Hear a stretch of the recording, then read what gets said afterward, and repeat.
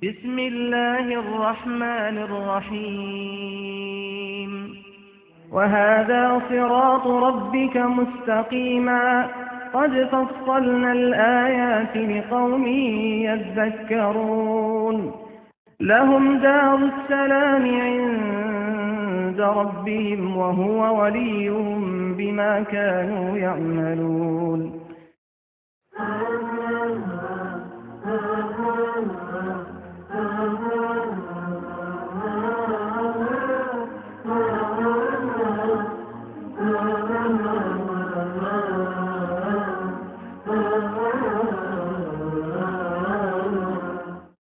أشهد أن لا إله إلا الله وحده لا شريك له وأشهد أن محمدا عبده ورسوله الذي لا نبي بعده اللهم صل وسلم وبارك على رسول الله وعلى آله وأصحابه وأنصاره ونوره ومن جاهد في سبيله إلى يوم القيامة أما بعد فقال الله تعالى في كتابه الكريم أعوذ بالله السميع العليم من الشيطان الرجيم لن تنالوا البر حتى تنفقوا مما تحبون وما تنفقوا من شيء فإن الله به عليم صدق العظيم. Ikhwatul iman, hamba Allah yang berbahagia, ada satu kisah di zaman Nabi Sallallahu Alaihi Wasallam dan kisah ini dimuat dalam Sahih Bukhari. Ada seorang sahabat Rasulullah Sallallahu Alaihi Wasallam yang sedang sakaratul maut. Lalu para sahabat sibuk mentalkinkan sahabat yang sedang sakaratul maut tersebut. Ketika para sahabat mentalkinkan sahabat yang sedang sakaratul maut itu, tiba-tiba sahabat yang sedang sakarat ini terbelalak matanya ke atas dan sambil mengeluarkan kalimat yang sangat jelas dan didengar oleh para sahabat yang sedang mentalkinkan sahabat tersebut. Ada 3 kalimat yang keluar dari sahabat yang sedang sakaratul maut tersebut. Yang pertama, kalimat itu dia ucapkan, laukana inni ba'idun, kalaulah sekiranya aku ada pada tempat yang sangat jauh. Kalimat yang kedua dia ucapkan, walau kana 'indi jadidun, kalaulah sekiranya aku memiliki sesuatu yang baru, sesuatu yang bagus. Dan kalimat yang ketiga terucap, walau kana li jami'un, kalaulah sekiranya aku memiliki semuanya, memiliki seluruhnya. Lalu setelah itu barulah sahabat ini mengucapkan kalimat la ilaha illallah. Lantas beliau wafat. Para sahabat setelah mereka selesai mengurus pemakaman jenazah sahabat ini, lalu datang kepada Rasulullah Sallallahu Alaihi Wasallam menceritakan peristiwa yang dialami oleh mereka. Ketika Rasulullah Sallallahu Alaihi Wasallam mendengar peristiwa ini, Rasul mengatakan kepada mereka, wahai sahabat-sahabatku, ketahuilah bahwa sahabat tersebut ahli surga. Bapak Ibu sekalian, kalau yang bicara ini, kata Rasul, sahabat ini ahli surga, percaya nggak? Yakin? Yakin, percaya? Pasti. Karena Rasulullah SAW beliau bicara bukan berdasarkan nafsu, bukan sok tahu, tetapi wa ma yantiqu 'anil hawa in huwa illa wahyu yuha. Tidaklah dia Muhammad berbicara kecuali berdasarkan wahyu Allah. Tapi kalau yang bicara saya, Pak Masdan yang bicara ketika ada mayit habis disolatkan, lantas kata saya, ya ma'syaral muslimin ya'lamu annal mayita ahlul jannah. Percaya gak? Pak Masdan ya, udah kayak Nabi aja lagunya. Pernah dengar gak ada ketika habis mensolatkan jenazah lalu tiba-tiba sang imam mengatakan, ya para jemaah, ya ketahuilah bahwa mayat ini ahli surga. Jemaah bilang khair, khair, khair. Pernah dengar gak? Saya pernah dengar itu, sampai merinding saya. Saya pernah dengar karena saya ikut berjemaah dan saya sampai merinding. Dalam hati saya, wah hebat juga ini kiai gitu. Ini ulama hebat juga, dia tahu bahwa ini ahli surga gitu kan. Ya Allah Karim. Tapi kalau yang bicara Rasul, kita ya yakin, tidak ragu lagi, karena yang bicara Rasul. Maka ketika sahabat mendengar bahwa wahai sahabat-sahabatku, ketahuilah bahwa sahabat tersebut ahli surga. Mereka penasaran, ya Rasul, ada 3 kalimat yang saya dengar sebelum dia mengucapkan kalimat la ilaha illallah.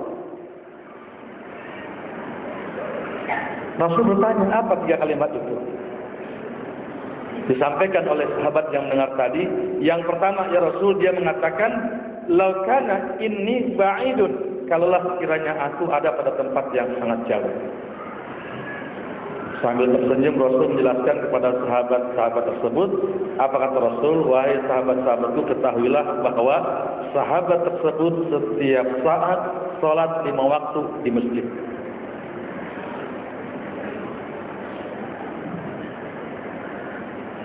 Setiap hari dia melaksanakan sholat berjamaah di masjid.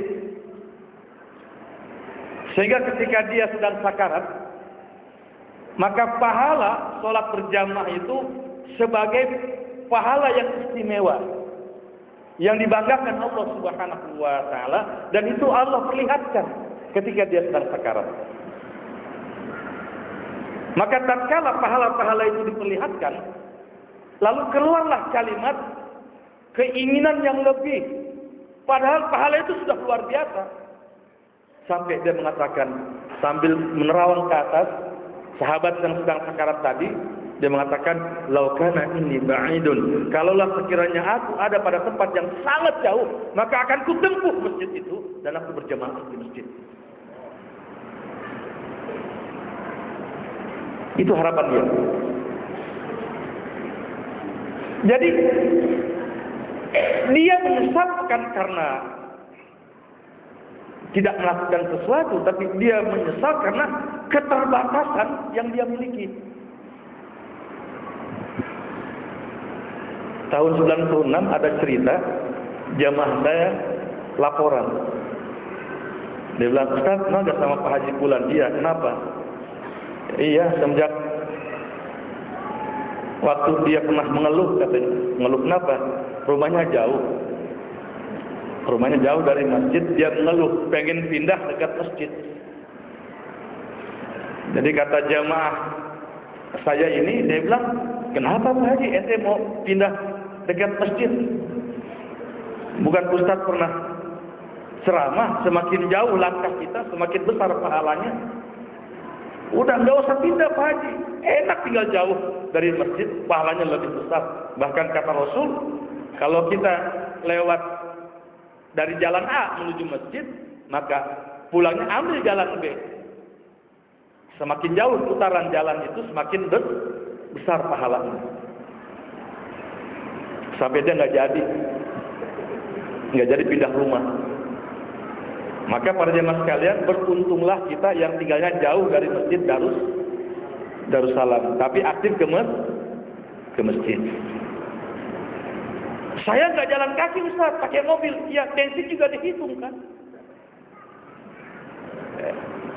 Emangnya minta ke Pertamina bensinnya? Bensin juga dihitung.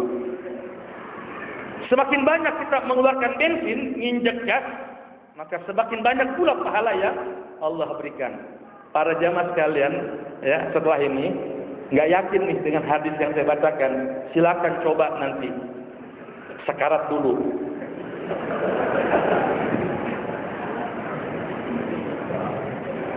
Sekarat mau coba-coba. Ya Allah, ya Rabb. Mending pahala begitu dikeluarkan gambaran neraka, mau balik lagi susah. Jadi sahabat ketika diperlihatkan amal saleh yang dia lakukan, ada keinginan lebih.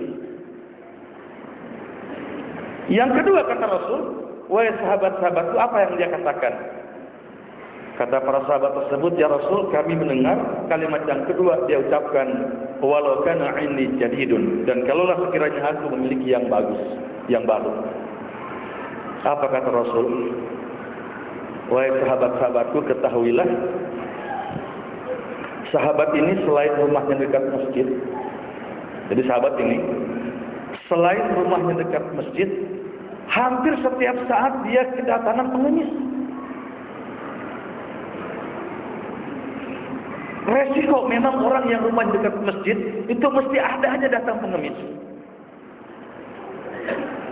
Suatu ketika datang pengemis yang bajunya sudah lusuh, sudah tidak layak pakai, compang-camping, dan ketika datang kepada sahabat tersebut, dia minta baju. Gak banyak, minta baju. Ketika dia minta baju, apa kata sahabat tersebut? Dia bilang, wahai saudaraku, saya tidak punya baju yang lebih kecuali hanya ini yang saya pakai yang lebih bagus. Ada satu di rumah saya buat salin pakaian saya, cuma punya dua dia baju. Yang satu di rumah itu tidak lebih baik dari yang saya pakai ini. Yang paling bagus ya ini yang saya pakai, katanya. Tapi kalau Anda butuh dengan baju saya pakai ini, maka saya berikan baju ini.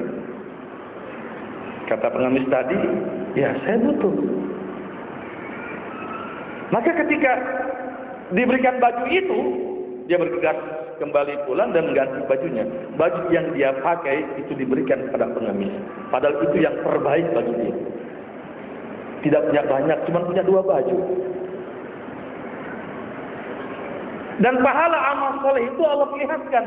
Itu sebagai amalan yang istimewa yang dibanggakan Allah Subhanahu wa taala, karena dia bukan orang kaya, bukan orang yang serba ada. Dalam keterbatasan dia hidup, tapi dia bisa memberikan yang terbaik buat orang lain. Kita berapa banyak baju di lemari? Halo, Bapak Ibu, masih dengar? Masih? Enggak kebayang kolak enggak kan? Halo? Es campur enggak kebayang kan? Apa yang kebayang sekarang? Baju, kebayang enggak? Baju, kebayang enggak? Berapa banyak baju kita?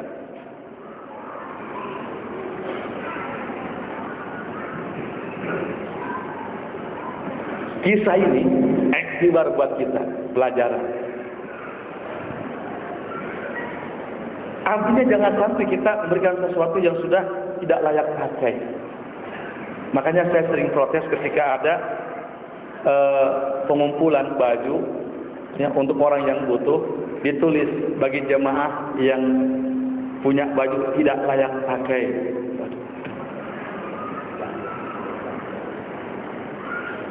Saya pernah jadi panitia pengumpulan baju itu, begitu saya bongkar dari kardus, dari kantong, ya Allah ya Rabb, saya nangis dalam hati. Saya bilang mau ngasih orang yang udah bekas daripada enggak ngasih. Akhirnya saya sebagai panitia jadi ngenes gitu. Tahu ngenes? Tahu ngenes? Ya. Ini kita sortir, kita mau kasih. Perasaan gimana ya Allah? Orang butuh tapi kita kasih yang sudah nggak layak pakai. Saya yakin yang menerimanya juga mentang-mentang gua nggak punya, mentang-mentang gua ya Allah ya Allah. Jangan pernah kita melakukan itu. Maka sahabat ini ketika dia memberikan yang dia pakai dan itu yang terbaik bagi dia, Allah perlihatkan pahala itu. Maka ketika gambaran pahala itu luar biasa, sampai dia berucap, "Lau kana 'indi jadidun." Kalaulah sekiranya aku punya yang lebih bagus, yang baru dari yang dia pakai, kalau ada dia simpanan baju yang baru yang belum terpakai, akan dia berikan kepada pengemis tadi. Itu keinginan dia. Makanya saya sering marah pada anak-anak, keluarga, kalau mau ngasih itu yang ada di lemari, enggak. Mendingan kita beli yang baru, kasih. Lebih jelas.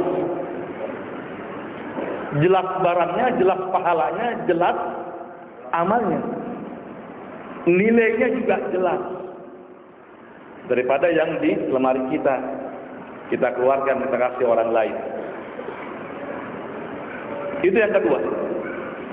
Yang ketiga kata Rasul, ya sahabatku, apa yang dia katakan?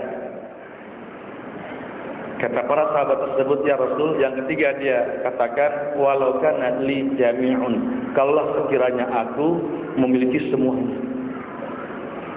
Suatu ketika, kata Nabi, datang lagi pengemis kepada dia. Kalau tadi babnya minta baju, kalau ini ada pengemis ngetok rumah dia.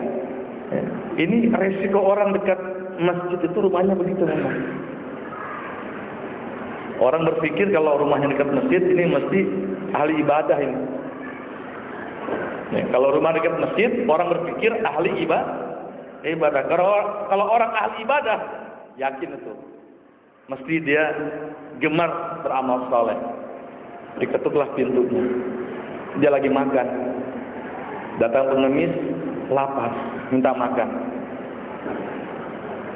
Kata sahabat tersebut, wahai saudaraku, saya tidak punya makanan di rumah ini kecuali ini yang ada di atas piring yang sedang saya santap. Baru berapa suap saya menyantap makanan ini, Anda datang. Dan kalau Anda butuh makanan ini, saya berikan. Apa kata pengemis tadi? Wahai Tuhan, saya lapar, saya butuh makanan itu. Para jemaah sekalian, yang ada dalam piring sahabat tadi yang baru berapa suap dia makan, itu semuanya dikasih, diberikan untuk pengemis tadi, dimakanlah oleh pengemis itu. Maka pahala itu menjadi kebanggaan Allah Subhanahu wa Ta'ala. Ketika dia sedang sakarat, Allah melihatkan amal soleh itu sampai dia mengatakan, walau kana li jami'un, kalaulah sekiranya aku punya lebih banyak, semuanya akan aku berikan yang ada di rumah ini kepada pengemis tadi. Akan dia berikan. Wajar kalau sahabat ini dengan mudah mengucapkan kalimat la ilaha illallah. Para jemaah sekalian, kalimat la ilaha illallah itu ketika diucapkan, itu tidak semata-mata keluar dari lisan dia begitu saja, tapi ada daya dorong yang sangat luar biasa, yaitu amal soleh yang dia lakukan yang meringankan dia mengucapkan kalimat la ilaha illallah ketika sedang sakaratul maut. Walaupun telinga kita ini sedang sakarat, ditalkinkan la ilaha illallah, la ilaha illallah, tapi tidak ada amal saleh yang menjadi kebanggaan Allah Subhanahu wa Ta'ala, pastikan itu tidak akan pernah kita bisa. Sekali lagi, tidak akan pernah kita bisa mengucapkan kalimat la ilaha illallah. Gak yakin? Halo, Bapak Ibu, gak yakin? Yakin, alhamdulillah. Saya pikir nggak yakin gitu kan. Kalau nggak yakin nanti tak coba lagi gitu.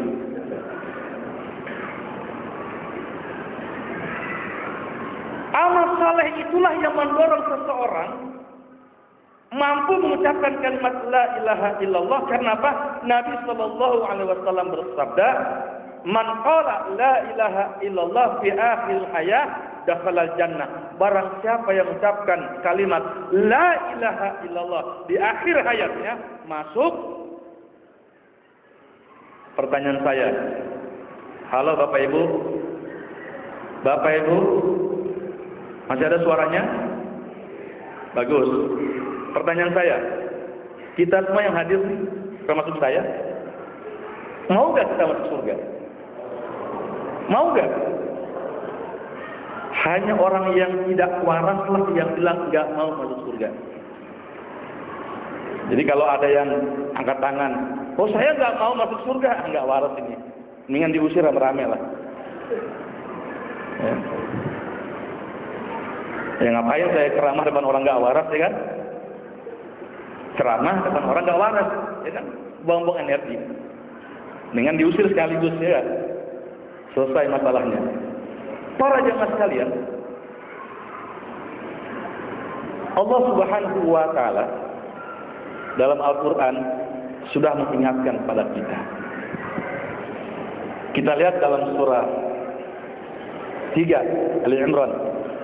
Pada ayat yang 92 Allah Subhanahu wa taala berfirman, "Lan tanalul birra hatta tunfiqu mimma tuhibbun, wa ma tunfiqu min syai'in fa innallaha bihi alim."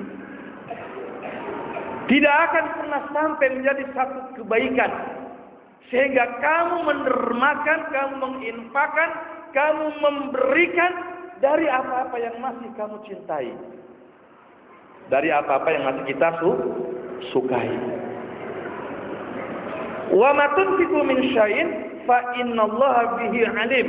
Dan apa saja yang kalian dermakan, kalian infakkan, kalian berikan dari sesuatu, maka sesungguhnya Allah Subhanahu wa taala terhadap sesuatu itu Maha mengetahui. Jadi ayat ini mengajarkan kepada kita para jamaah sekalian, kalau kita mau ngasih sesuatu, jangan pernah kita berikan sesuatu yang sudah bekas, sesuatu yang sudah kita merasa tidak butuh. Dapat gajian, yang kita lakukan pertama kali apa? Halo, dapat gajian, yang pertama kita lakukan apa?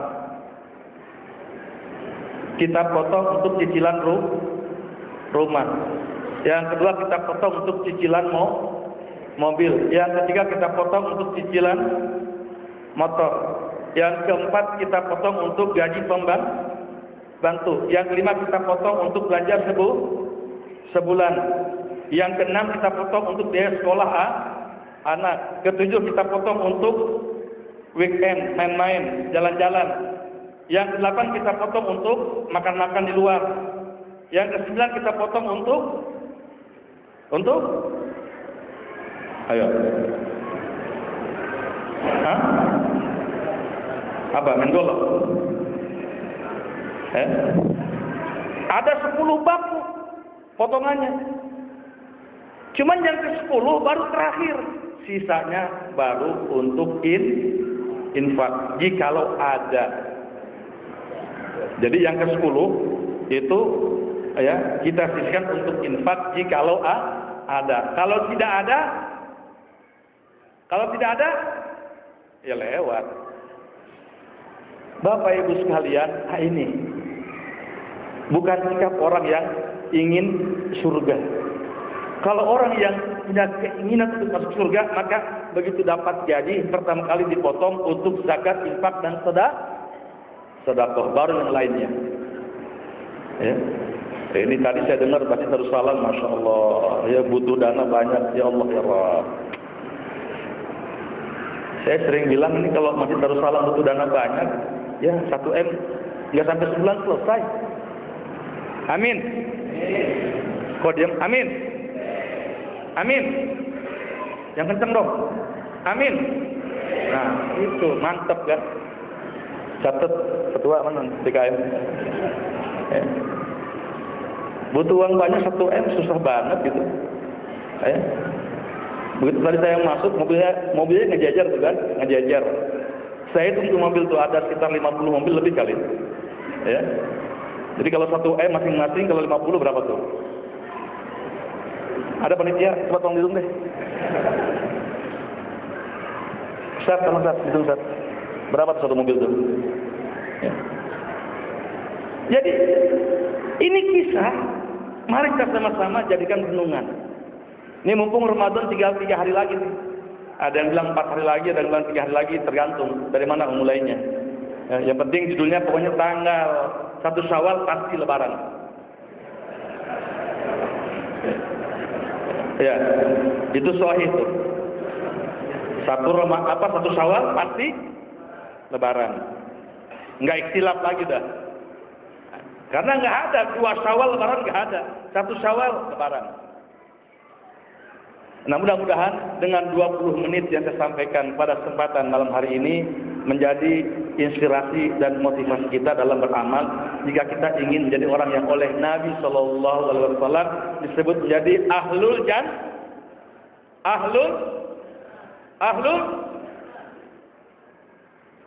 surga. Cirinya adalah orang yang kalau ada peluang amal soleh dia tidak pernah menunda.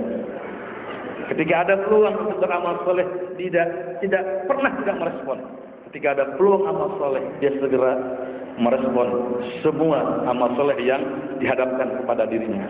Mudah-mudahan dengan 20 menit yang disampaikan penuh hikmah dan manfaat untuk kita bersama. Dan mohon maaf jika saya setelah ini tidak mengikuti sholat tarawih berjamaah karena saya jam 9 masih ditunggu di Masjid Al-Khidmah BKN. Ya, mengisi kajian itikaf sampai sahur malam hari ini. Ya, jadi dari jam 9 sampai sahur. Ya. Jadi mantap tuh, puas dah. Ya. Dan mudah-mudahan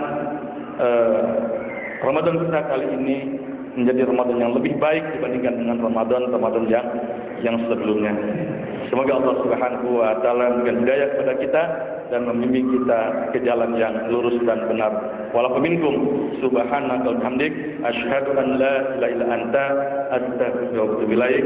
Wassalamualaikum warahmatullahi wabarakatuh.